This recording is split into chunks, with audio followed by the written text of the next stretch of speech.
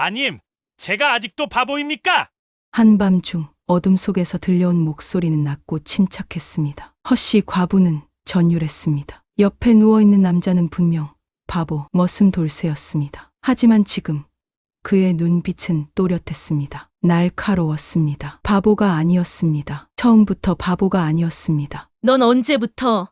과부가 떨리는 목소리로 물었습니다. 돌쇠는 대답 대신 그녀를 끌어안았습니다. 과부는 저항하지 못했습니다. 10년간 억눌렀던 욕망이 한순간에 무너져 내렸습니다. 이 밤 이후 허씨 집은 돌이킬 수 없는 파멸로 향하게 됩니다. 석 달 전 첩첩산골 마을에 가을이 깊어가고 있었습니다. 단풍잎이 떨어지고 나면 곧 매서운 겨울이 찾아올 터였습니다. 산자락 끝에 자리한 허씨, 과부의 집은 마을에서 가장 큰 기와집이었습니다. 남편이 살아생전 장사로 모은 재산 덕분이었지요. 허씨 과부는 40이 넘은 나이였지만 여전히 탐스러운 몸매를 지니고 있었습니다. 허리는 가늘어 엉덩이는 풍만했습니다. 하얀 피부에 붉은 입술, 눈매는 날카로웠습니다. 남편이 세상을 떠난 지 10년이 지났지만 그녀는 재혼하지 않았습니다. 재혼하면 재산을 나눠야 한다는 계산 때문이었지요. 어머니, 올해는 머슴을 들이시나요?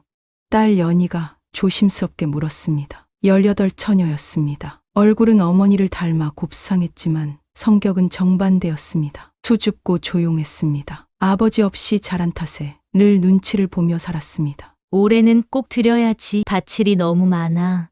과부가 대답했습니다. 목소리에 불만이 섞여 있었습니다. 작년에 고용했던 머슴은 품삯을 많이 달라고 했습니다. 과부는 그를 내쫓았습니다. 올해는 더 싼 값에 부릴 사람을 찾고 있었습니다. 마침 그때였습니다. 마을 이장이 한 청년을 데리고 왔습니다. 허씨 댁 머슴 하나 데려왔소. 이장이 헛기침을 했습니다. 청년은 25쯤 되어 보였습니다. 키가 크고 어깨가 넓었습니다. 얼굴은 그을렸고 손은 거칠었습니다. 그런데 이상했습니다. 표정이 없었습니다. 눈동자도 초점이 없어 보였습니다. 입을 반쯤 벌리고 서 있었습니다. 이 친구 이름이 돌쇠요. 힘은 장사인데 머리가 좀... 이장이 말끝을 흐렸습니다. 손가락으로 관자놀이를 톡톡 두드렸습니다. 바보라는 뜻이었습니다. 바보요? 과부의 눈이 번쩍 떠졌습니다. 바보라면 품삯을 깎을 수 있겠다는 계산이 섰습니다. 네, 말도 잘 못합니다. 키는 일만 합니다. 그런데 힘은 정말 좋습니다. 얼마면 되겠소?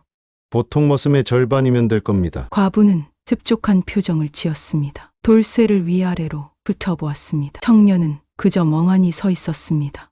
좋소. 재우고 밥은 하루 두 끼 주겠소. 감사합니다, 마님. 이장이 돌쇠의 등을 떠밀었습니다. 돌쇠는 비틀거리며 한 걸음 앞으로 나왔습니다. 그리고 과부를 향해 고개를 깊이 숙였습니다. 이렇게 돌쇠는 허씨 집 머슴이 되었습니다. 처음 며칠간 돌쇠는 말 그대로 바보처럼 행동했습니다. 시키는 일만 했습니다. 말을 걸어도 네 아니면 대답했습니다. 밥을 먹을 때도 고개를 숙이고 허겁지겁 먹었습니다. 과부는 만족했습니다. 연희는 돌쇠가 불쌍해 보였습니다. 어머니, 저 사람 밥을 너무 적게 주시는 거 아닌가요? 바보한테 밥을 많이 주면 뭐하니? 일만 잘하면 되지. 과부는 냉정했습니다. 하지만 돌쇠는 일을 정말 잘했습니다. 혼자서 밭에 마지기를 갈았습니다. 장작을 패면 하루에 한 짐을 만들었습니다. 무거운 곡식 가마니를 거뜬히 들어 올렸습니다. 과부는 점점 더 많은 일을 시켰습니다. 어느 날 저녁이었습니다. 돌쇠가 장작을 패고 있었습니다. 과부가 마루에 앉아 그를 지켜보고 있었습니다. 석양빛이 비쳤습니다. 돌쇠의 땀에 젖은 등판이 빛났습니다. 근육이 움직일 때마다 융기했다가 가라앉았습니다. 과부는 넋을 잃고 바라보았습니다. 10년 동안 남자 없이 살았습니다. 문득 가슴 속에서 무언가 꿈틀거렸습니다. 과부는 황급히 고개를 돌렸습니다. 얼굴이 화끈거렸습니다. 내가 무슨 생각을 하는 거야? 과부는 속으로 자신을 꾸짖었습니다. 그날 밤 과부는 잠을 이루지 못했습니다. 자꾸만 돌쇠의 땀 흘리는 모습이 떠올랐습니다. 뒤척이다가 일어나 창문을 열었습니다. 곳간 쪽을 바라보았습니다. 어둠 속에 희미하게 곳간 윤곽이 보였습니다. 저기서 혼자 자고 있겠지. 과부는 긴 한숨을 내쉬었습니다. 한편 연희는 돌쇠가 신경 쓰였습니다. 너무 적게 먹는 것 같았습니다. 너무 많이 일하는 것 같았습니다. 어느 날 몰래 밥을 덮어서 갖다 줬습니다. 여기요, 드세요. 연희가 소곤거렸습니다. 돌쇠는 고개를 들었습니다. 멍한 눈으로 연희를 바라보았습니다. 그리고 천천히 밥을 받아들었습니다. 감사합니다. 처음으로 제대로 된 문장을 말했습니다. 목소리는 낮고 차분했습니다. 연희는 깜짝 놀랐습니다. 바보 같지 않았습니다. 말 잘하시네요.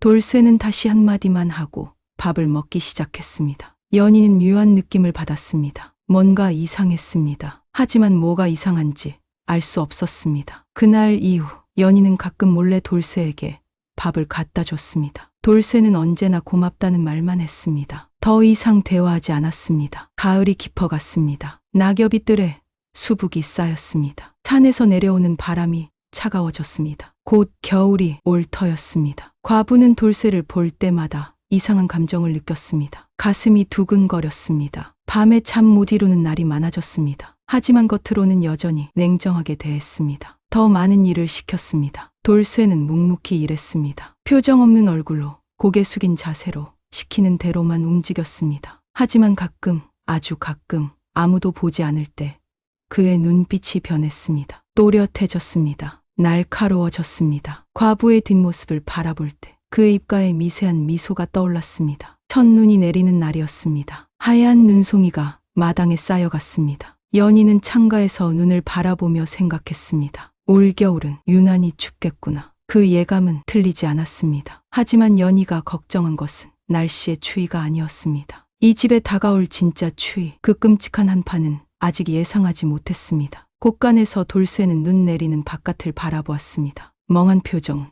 온데간데 없었습니다. 그의 눈은 번득였습니다. 차갑고 계산적인 빛이 서려 있었습니다. 곧 때가 오겠군. 그는 중얼거렸습니다. 아무도 듣지 못할 작은 목소리였습니다. 마을에는 평화가 흐르고 있었습니다. 하지만 허씨 집에는 보이지 않는 그림자가 드리워지기 시작했습니다. 욕망과 계산, 순진함과 교활함이 한 지붕 아래 모여 있었습니다. 겨울이 깊어지면 그 모든 것이 폭발할 터였습니다. 눈은 계속 내렸습니다. 하얗고 고요하게 마치 곧 벌어질 비극을 덮으려는 듯. 섣달이 되자 추위가 매서워졌습니다. 바람은 날카로웠고 눈은 끊임없이 내렸습니다. 산골 마을은 하얀 눈에 갇혔습니다. 돌쇠는 여전히 묵묵히 일했습니다. 눈을 치우고 장작을 패고 얼어붙은 우물에서 물을 길었습니다. 곳간은 추웠습니다. 바람이 틈새로 파고들었습니다. 밤이면 이불 속에서도 입김이 하얗게 나왔습니다. 과부는 따뜻한 안방에서 잠을 잤습니다. 아랫목에는 불을 지펴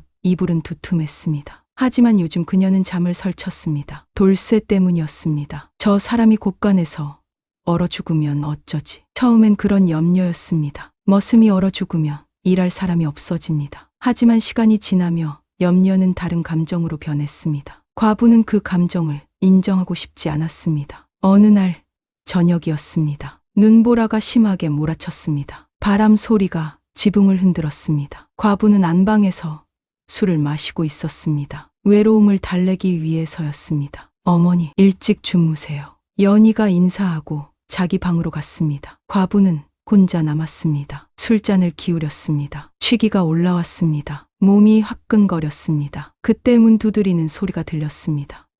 많이 낮은 목소리였습니다. 돌쇠였습니다. 과부는 깜짝 놀랐습니다. 돌쇠가 밤에 안방문을 두드린 건 처음이었습니다. 무슨 일이냐? 마님, 곳간이 너무 춥습니다. 돌쇠의 목소리가 떨렸습니다. 정말 추운 것 같았습니다. 그래서 하룻밤만 안방 아궁이 옆에 재워주십시오. 얼어 죽을 것 같습니다. 과부는 망설였습니다. 안방에 남자를 들이다니. 하지만 이 추위에 곳간에서 자다가 정말 얼어 죽을 수도 있었습니다. 연희는, 따님은 이미 주무셨습니다. 과부는 한참을 생각했습니다. 술기운도 있었습니다. 결국 문을 열었습니다. 들어와라. 그러나 아궁이 옆에서만 자야 한다. 알겠느냐? 감사합니다. 많이. 돌쇠가 들어왔습니다. 온몸에서 찬 기운이 났습니다. 옷은 눈에 젖어 있었습니다. 얼굴은 하얗게 질려 있었습니다. 정말 얼어 죽을 뻔했구나. 과부는 속으로 생각했습니다. 돌쇠는 아궁이 옆에 자리를 폈습니다. 얇은 이불을 덮었습니다. 과부는 침상에 누웠습니다. 등을 돌리고 누워 있었습니다. 밤은 깊어갔습니다. 눈보라 소리만 들렸습니다. 과부는 잠이 오지 않았습니다. 같은 방에 남자가 있다는 사실이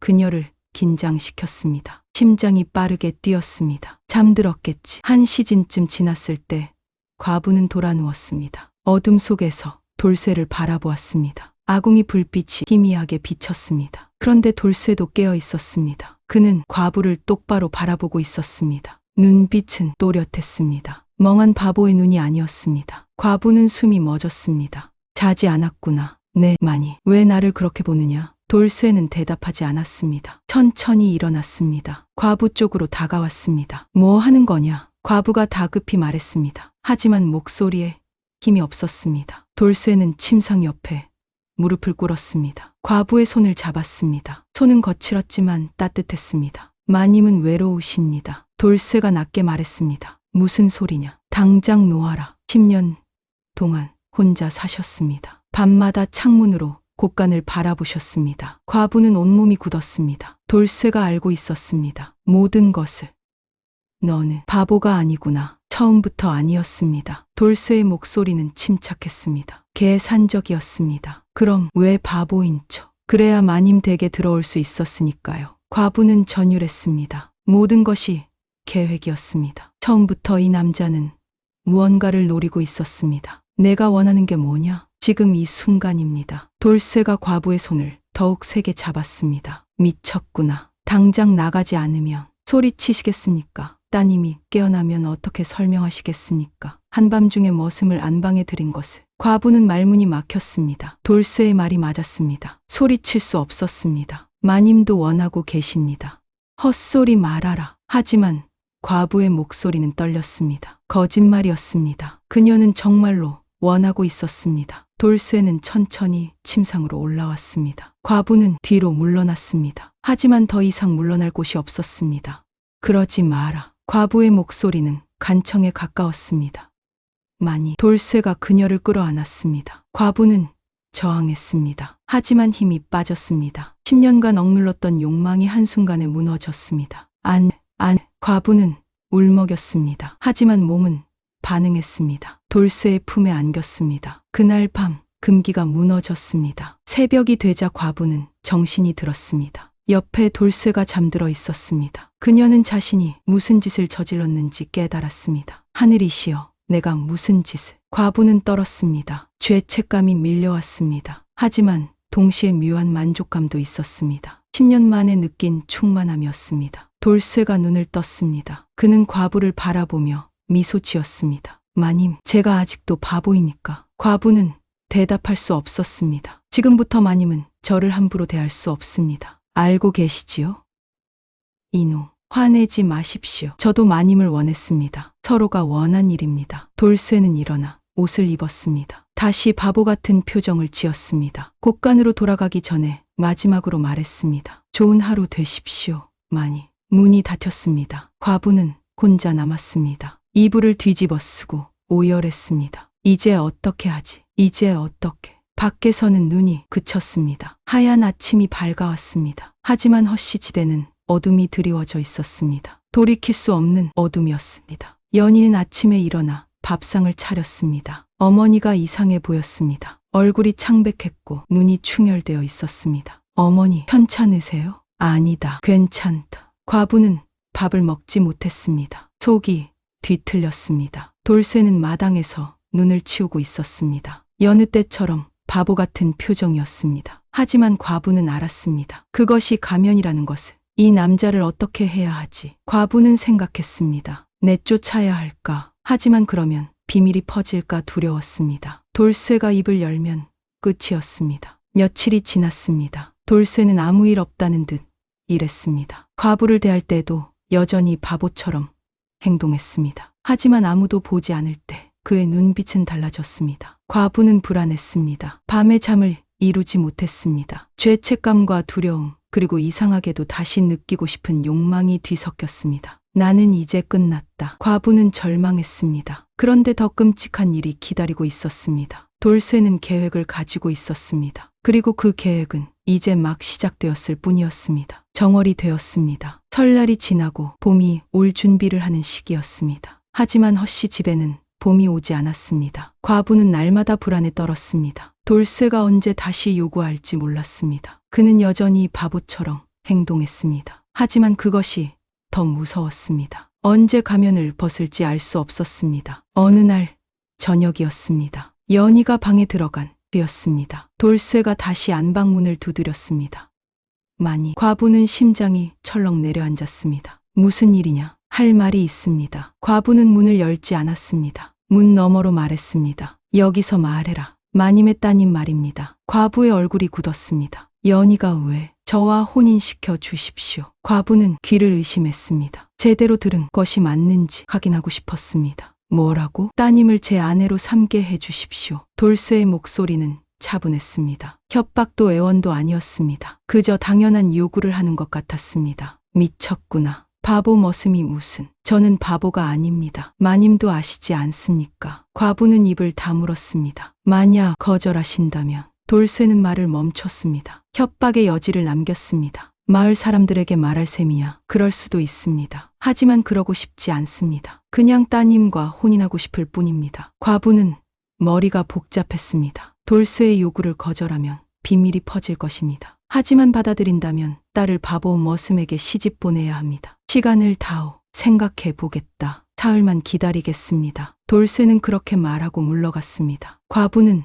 밤새 고민했습니다. 방법이 없었습니다. 돌쇠를 죽일 수도 없었습니다. 내쫓으면 소문이 퍼질 것입니다. 결국 한 가지 선택만 남았습니다. 딸아, 미안하다. 과부는 속으로 울었습니다. 사흘 후 과부는 연희를 불렀습니다. 연희야, 내 어머니. 돌쇠를 어떻게 생각하느냐? 연희는 깜짝 놀랐습니다. 뜬금없는 질문이었습니다. 돌쇠요? 불쌍한 사람이라고 생각해요. 착하기도 하고요. 그 사람과 혼인하는 건 어떻겠느냐? 연희의 얼굴이 새하얗게 질렸습니다. 어머니, 무슨 말씀을? 저 사람 힘도 좋고 성실하다. 가난하지만 너를 굶기지는 않을 것이다. 하지만 저 사람은 바보잖아요. 바보면 어떠냐? 순종적이고 말 잘 듣지 않느냐? 연희는 어머니를 이해할 수 없었습니다. 왜 갑자기 이런 말을 하는지 알 수 없었습니다. 어머니, 저는 연희야. 어미 말을 들어라. 내 나이 이미 18이다. 시집 갈 때가 되었다. 그래도 돌쇠는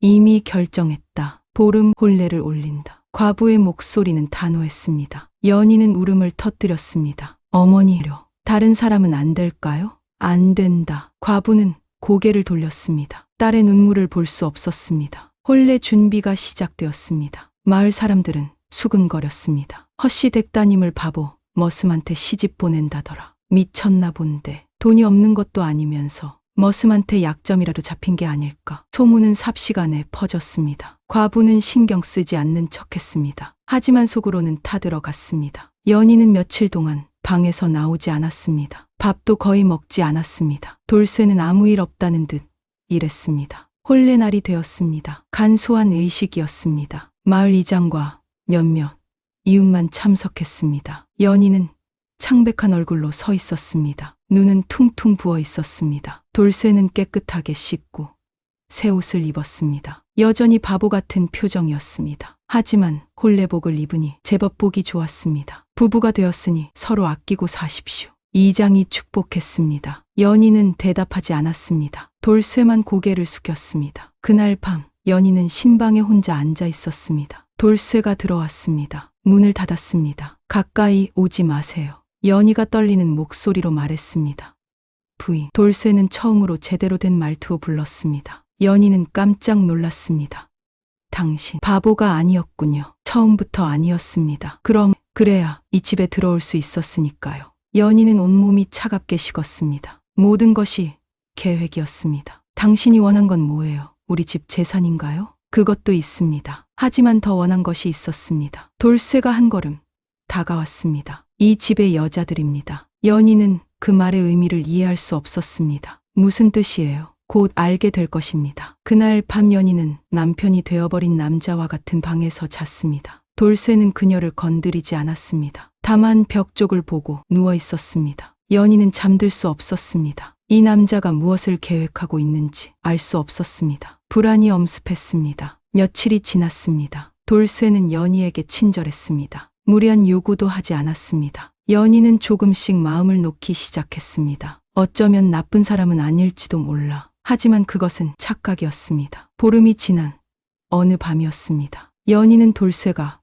방에서 나가는 것을 보았습니다. 한밤중이었습니다. 이상했습니다. 어디 가는 거지? 연희는 조용히 뒤를 따랐습니다. 마당을 지나 안채로 향했습니다. 어머니의 방이 있는 곳이었습니다. 돌쇠는 안방문을 두드렸습니다. 문이 열렸습니다. 그리고 그는 안으로 들어갔습니다. 연희는 숨이 멎었습니다. 남편이 어머니 방으로 들어갔습니다. 한밤중에 설마 연희는 떨렸습니다. 가슴이 찢어지는 것 같았습니다. 그녀는 문 앞으로 다가갔습니다. 귀를 기울였습니다. 안에서 소리가 들렸습니다. 낮은 대화 소리. 그리고 연희는 더 이상 들을 수 없었습니다. 비틀거리며 물러났습니다. 마당에 주저앉았습니다. 어머니, 제 남편과 믿을 수 없었습니다. 하지만 현실이었습니다. 연희는 그날 밤 곳간으로 갔습니다. 추운 곳이었지만 신경 쓰이지 않았습니다. 마음이 더 추웠습니다. 새벽이 되어 돌쇠가 돌아왔습니다. 연희가 없는 것을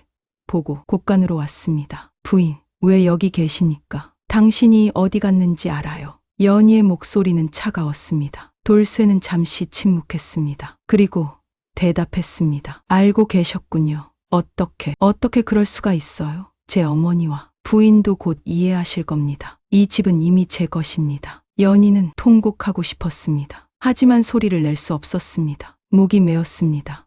제발 그만두세요. 이 집을 떠나요. 재산은 다 드릴게요. 안 됩니다. 이제 시작일 뿐입니다. 돌쇠는 그렇게 말하고 방으로 돌아갔습니다. 연희는 곳간에 혼자 남았습니다. 희망이 보이지 않았습니다. 어머니와 대면할 수도 없었습니다. 남편을 믿을 수도 없었습니다. 나는 어떻게 해야 하지? 절망 속에서 연희는 한 가지 결심을 했습니다. 어머니와 직접 이야기해야 합니다. 진실을 확인해야 합니다. 그리고 이 지옥에서 벗어날 방법을 찾아야 합니다. 하지만 그녀는 몰랐습니다. 이미 너무 늦었다는 것을. 이 집은 이미 돌쇠의 소나기에 들어갔다는 것을. 동이 트기 시작했습니다. 새벽 공기는 차가웠습니다. 연희는 떨고 있었습니다. 추위 때문만은 아니었습니다. 아침이 밝았습니다. 연희는 곳간에서 나와 어머니를 찾아갔습니다. 대면해야 했습니다. 진실을 확인해야 했습니다. 안방문을 두드렸습니다. 대답이 없었습니다. 다시 두드렸습니다. 어머니, 과부의 목소리가 들렸습니다. 피곤해 보였습니다. 무슨 일이냐? 들어가도 될까요? 들어와라. 연희는 문을 열고 들어갔습니다. 과부는 침상에 앉아 있었습니다. 머리는 흐트러져 있었고 얼굴은 창백했습니다. 어머니, 물어볼 게 있어요. 연희는 떨리는 목소리로 물었습니다. 간밤에 돌쇠가 여기 왔나요? 과부의 얼굴이 굳었습니다. 눈동자가 흔들렸습니다. 무슨 소리냐? 제가 봤어요. 돌쇠가 이 방으로 들어오는 걸. 과부는 대답하지 못했습니다. 침묵이 흘렀습니다. 그 침묵이 곧 시인이었습니다. 어머니, 정말이에요. 제 남편과. 연희의 눈에서 눈물이 흘렀습니다. 과부는 고개를 돌렸습니다. 딸을 볼 수 없었습니다. 연희야, 어떻게 그럴 수 있어요? 제 남편이에요. 제 남편이라고요. 연희가 울부짖었습니다. 과부는 얼굴을 손으로 가렸습니다. 그녀도 울고 있었습니다. 미안하다. 어미가 잘못했다. 미안하다고요. 그게 끝이에요. 나도 어쩔 수 없었다. 그 사람이. 핑계 대지 마세요. 연희는 처음으로 어머니에게 소리쳤습니다. 어머니는 저를 그 사람한테 시집 보냈어요. 왜죠? 이미 어머니 것이었으니까요. 저는 뭐예요? 어머니 욕망을 숨기기 위한 도구예요. 과부는 아무 말도 할 수 없었습니다. 모든 것이 사실이었습니다. 연희야, 어미도 괴로웠다. 그 사람이 협박을. 그만하세요. 더 듣고 싶지 않아요. 연희는 방을 나갔습니다. 문을 거칠게 닫았습니다. 과부는 혼자 남아 통곡했습니다. 하지만 눈물로 씻을 수 없는 죄였습니다. 그날 이후 모녀는 서로 말을 하지 않았습니다. 같은 집에 살지만 남보다 멀었습니다. 며칠이 지났습니다. 마을에 소문이 돌기 시작했습니다. 허씨 댁에서 이상한 일이 벌어진다던데. 뭔데요? 한밤중에 사위가 장모 방을 드나든다더라. 세상에, 그게 무슨. 소문은 빠르게 퍼졌습니다. 처음엔 수군거림이었습니다. 점차 확신으로 바뀌었습니다. 허씨 댁 며느리가 요즘 눈이 퉁퉁 붓고 다닌다던데. 그럴 만도 하지. 남편을 어미한테 빼앗겼으니. 폐륜이야, 폐륜. 연희는 장을 보러 나갈 때마다 손가락질을 받았습니다. 사람들은 수근거렸습니다. 어떤 이는 대놓고 욕을 했습니다. 창피한 줄 알아야지. 연희는 고개를 숙이고 빨리 집으로 돌아왔습니다. 돌쇠는 여전히 태연했습니다. 마을 사람들을 만나도 바보처럼 행동했습니다. 하지만 소문을 막을 수는 없었습니다. 과부도 소문을 들었습니다. 장에 나갈 수 없었습니다. 이웃들이 쳐다보는 시선이 날카로웠습니다. 어느 날 저녁 과부는 연희를 다시 불렀습니다. 연희야, 우리 이야기 좀 하자. 할 말 없어요. 어미 말 좀 들어다오. 연희는 마지못해 앉았습니다. 하지만 어머니를 보지 않았습니다. 연희야, 이 집을 떠나자. 우리 둘이서. 떠나요? 다른 마을로 가자. 여기서는 더 이상 살 수 없다. 연희는 쓴웃음을 지었습니다. 이제 와서요? 이미 다 끝났어요. 아직 늦지 않았다. 우리 다시 시작할 수 있어. 어머니는 돌쇠를 끊을 수 있어요? 과부는 대답하지 못했습니다. 역시 못하시는군요. 연희가 일어났습니다. 어디 가느냐? 제 방이요. 어머니와는 더 이상 할 말이 없어요. 연희야. 과부가 불렀지만 연희는 돌아보지 않았습니다. 그날 밤 과부는 또 돌쇠를 방에 들였습니다. 끊을 수 없었습니다. 욕망은 끈처럼 그녀를 묶고 있었습니다. 연희는 자기 방에서 소리를 들었습니다. 베개로 귀를 막았습니다. 하지만 막을 수 없었습니다. 나는 어떻게 해야 하지? 연희는 절망했습니다. 이 집에서 벗어날 방법이 없었습니다. 혼자 떠날 수도 없었습니다. 여자가 혼자 살아갈 곳은 없었습니다. 며칠이 더 지났습니다. 소문은 더욱 악화되었습니다. 마을 사람들은 헛씨 집을 멀리했습니다. 저런 폐륜 집안과는 상종 말아야지.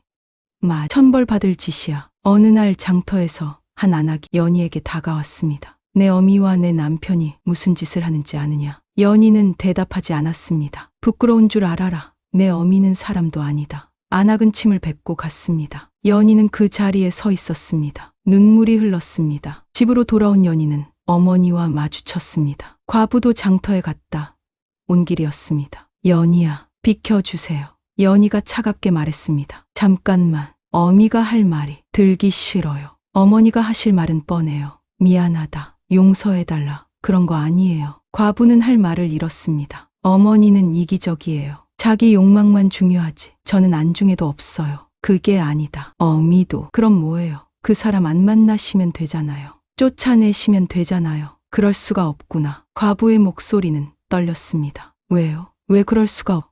너무 깊이 빠져버렸다. 연희는 어이가 없었습니다. 어머니는 정말 끝이에요. 연희는 방으로 들어가 문을 걸어 잠갔습니다. 과부는 마당에 주저앉았습니다. 모든 것이 무너졌습니다. 딸과의 관계, 마을에서의 명예, 그리고 자신의 영혼까지. 내가 뭘 한 거지? 내가 뭘. 하지만 후회는 소용없었습니다. 이미 돌이킬 수 없었습니다. 밤이 되었습니다. 연희는 방에서 나오지 않았습니다. 밥도 먹지 않았습니다. 돌쇠가 문을 두드렸습니다. 부인, 여십시오. 가세요. 식사라도 하셔야지요. 필요 없어요. 돌쇠는 더 이상 강요하지 않았습니다. 물러갔습니다. 연희는 창문으로 밤하늘을 바라보았습니다. 별이 빛나고 있었습니다. 차갑고 아름다웠습니다. 저 별들처럼 저렇게 멀리 가고 싶다. 연희는 생각했습니다. 하지만 갈 곳이 없었습니다. 그녀는 방 한 구석에 놓인 작은 항아리를 바라보았습니다. 쥐약이 들어 있었습니다. 문득 무서운 생각이 스쳤습니다. 차라리. 하지만 고개를 저었습니다. 아직은 아니었습니다. 사흘이 지났습니다. 연희는 거의 먹지 않았습니다. 얼굴은 창백해지고 몸은 약해졌습니다. 과부는 걱정했습니다. 하지만 방문을 두드려도 연희는 열어주지 않았습니다. 연희야, 제발 밥 좀 먹어라. 대답이 없었습니다. 어미가 잘못했다.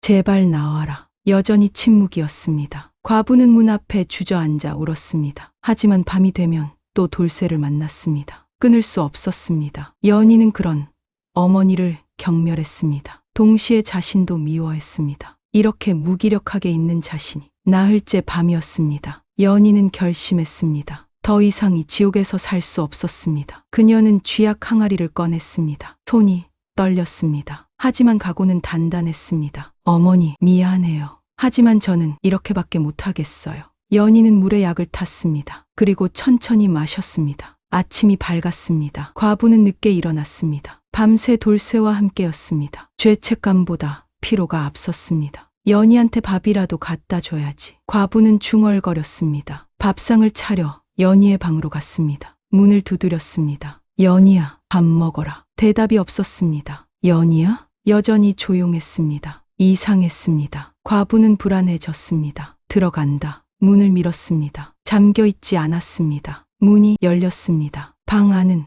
고요했습니다. 연희가 바닥에 쓰러져 있었습니다. 얼굴은 새하얗, 입술은 파랬습니다. 연희야, 과부가 비명을 질렀습니다. 달려가 딸을 안았습니다. 몸은 차가웠습니다. 연희야, 정신 차려. 연희야, 과부가 흔들었습니다. 하지만 연희는 움직이지 않았습니다. 바닥에 빈 물그릇이 모여 있었습니다. 옆에 쥐약 항아리가 넘어져 있었습니다. 아니야, 아니야. 과부는 깨달았습니다. 딸이 스스로 목숨을 끊었다는 것을.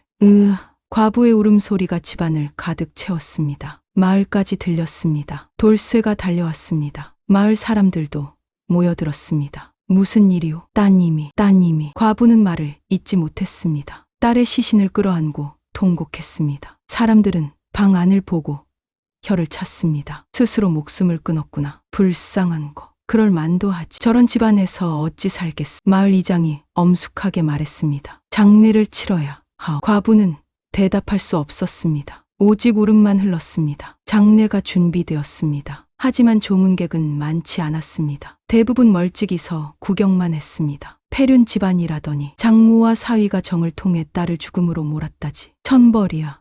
천벌. 수군거림이 계속되었습니다. 장례식이 끝난 후 과부는 넋이 나간 사람처럼 지냈습니다. 밥도 먹지 않았고 말도 하지 않았습니다. 돌쇠는 여전히 집에 있었습니다. 하지만 이제 바보 흉내를 내지 않았습니다. 본 모습을 드러냈습니다. 사흘째 되는 날 마을 사람들이 헛씨 집 앞에 모였습니다. 수십 명이었습니다. 나와라 폐륜하더라. 사람의 탈을 쓴 짐승들. 고함이 터졌습니다. 과부와 돌쇠가 나왔습니다. 사람들은 돌을 던졌습니다. 이 마을에서 나가라. 더러운 것들 썩 꺼져. 과부는 맞으면서도 아무 말 하지 않았습니다. 이미 영혼이 죽어 있었습니다. 돌쇠는 과부를 감쌌습니다. 돌이 그의 등을 맞았습니다. 마을에서 쫓아내야 합니다. 이장이 선언했습니다. 당장 짐 싸서 나가시오. 과부와 돌쇠는 떠밀리듯 집을 나섰습니다. 간단한 짐만 챙겼습니다. 돌팔매질을 맞으며 마을 밖으로 나갔습니다. 해가 지고 있었습니다. 두 사람은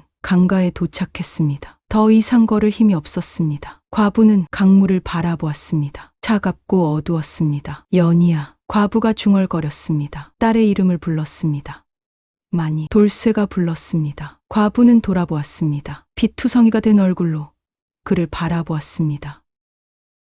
이제 우리 함께 살 수 있어요. 과부가 말했습니다. 웃고 있었습니다. 미친 사람의 웃음이었습니다. 딸도 없고 마을 사람들도 없어요. 이제 우리 둘만 남았어요. 과부는 돌쇠를 끌어안았습니다. 당신 없인 살 수 없어요. 이제 당신만 있으면 돼요. 돌쇠는 몸이 굳었습니다. 처음으로 공포를 느꼈습니다. 이 여자는 미쳤다. 과부의 집착이 무서웠습니다. 이 여자와 평생을 산다는 것. 그것은 지옥이었습니다. 마님, 저를 놓으십시오. 싫어. 절대 놓을 수 없어요. 과부는 더욱 세게 껴안았습니다. 돌쇠는 그녀를 밀쳤습니다. 거칠게 밀쳤습니다. 과부는 비명을 지르며 뒤로 넘어졌습니다. 강물로 떨어졌습니다.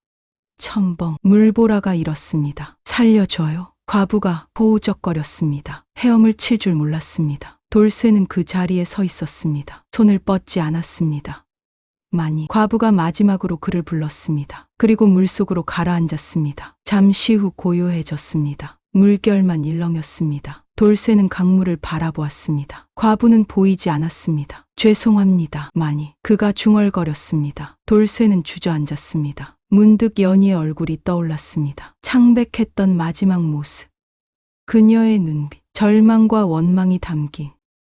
내가 뭘 한 거지? 돌쇠는 깨달았습니다. 자신이 무엇을 저질렀는지. 처음엔 계획이었습니다. 헛씨 집의 재산을 탐냈습니다. 바보 행세를 하며 들어갔습니다. 과부를 유혹했습니다. 딸과 혼인했습니다. 모든 것이 순조로웠습니다. 하지만 결과는 참혹했습니다. 한 처녀가 죽었습니다. 그의 아내였습니다. 한 여자가 익사했습니다. 그의 애인이었습니다. 나는 바보가 아니라고 했지. 돌쇠는 쓴웃음을 지었습니다. 결국 나는 바보보다 못한 짐승이었구나. 그는 일어났습니다. 강물을 바라보았습니다. 차갑고 어두운 물. 용서해 주십시오. 돌쇠는 강물로 뛰어들었습니다. 첨벙, 물보라가 일었습니다. 그리고 다시 고요해졌습니다. 사흘 후 두 시신이 떠올랐습니다. 마을 사람들이 발견했습니다. 헛씨, 과부와 돌쇠로군. 결국 이렇게 끝나는구나. 시신은 간단히 묻혔습니다. 아무도 슬퍼하지 않았습니다. 허씨 집은 비어 있었습니다. 아무도 들어가지 않았습니다. 흉가가 되었습니다. 봄바람이 불었습니다. 문이 덜컹거렸습니다. 뜰에는 잡초가 자랐습니다. 마을 사람들은 이야기했습니다. 욕심과 욕망은 씨를 말린다더니 저런 폐륜이 어디 있어. 끝내 집안을 잿더미로 만들었네. 자식들에게 교훈으로 삼아야지. 욕망을 절제하지 못하면 저렇게 된다고. 이야기는 전설이 되었습니다. 경고가 되었습니다. 허씨 집터에는 이제 아무도 살지 않습니다. 다만 밤이면 울음소리가 들린다고 합니다. 젊은 여자의 울음소리라고 합니다. 연희의 혼이 떠돌고 있는지도 모릅니다. 억울하게 죽은 영혼이. 세월이 흘렀습니다. 봄이 오고 여름이 가고 가을이 왔습니다. 다시 겨울이 찾아왔습니다. 눈이 내렸습니다. 허씨 집터를 덮었습니다. 하얗고 고요하게 마치 그 참혹한 이야기를 지우려는 듯. 하지만 사람들은 기억했습니다. 그리고 말했습니다. 욕망은 불과 같다. 따뜻함을 주기도 하지만 절제하지 못하면 모든 것을 태워버린다. 집안을 지키려면 돌을 지켜야 한다. 금기를 넘으면 파멸뿐이다. 그 교훈은 대대로 전해졌습니다. 허씨 집 이야기, 욕망의 집, 한 가문의 파멸. 그것은 경고였습니다. 인간의 욕망이 얼마나 무서운지, 절제하지 못하면 어떤 비극이 오는지. 눈은 계속 내렸습니다. 하얗고 차갑게. 그 옛날 돌쇠가 처음 왔던 그 겨울처럼. 하지만 이제 그 집에는 아무도 없습니다. 다만 바람만이 흉내내며 지나갈 뿐입니다. 그리고 사람들은 말합니다. 욕심과 욕망은 씨를 말리고 끝내 집안을 태워버린다. 그 말은 진실이었습니다.